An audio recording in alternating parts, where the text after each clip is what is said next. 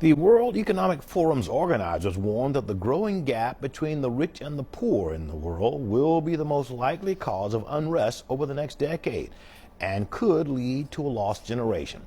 CCTV's Jack Barton has this report from Davos, Switzerland, where many of the world's most powerful decision makers have begun to arrive ahead of the meeting's official start, which is on Wednesday.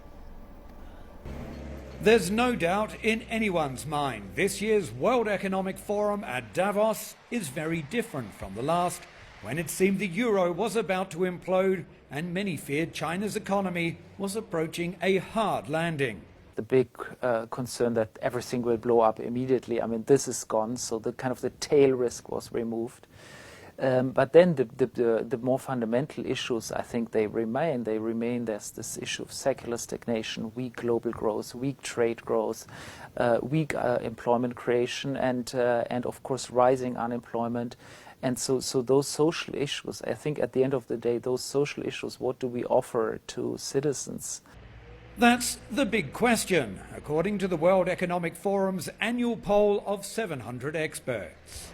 Those surveyed identified a growing income gap within countries as well as between rich and poor nations as the most likely cause of tensions and major unrest over the coming decade.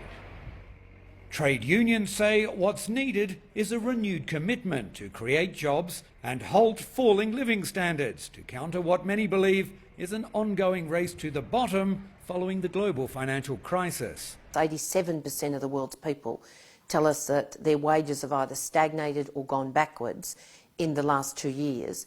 And indeed, when we know that more than 60% of people can't save, then the world's in trouble. Sharon Burrows says the argument that higher wages always hinder competition misses a key factor. Without wages on which people can live, without wages on which people can save, then our hope for recovery that is not just some speculative growth but is indeed job-centred is pretty pessimistic.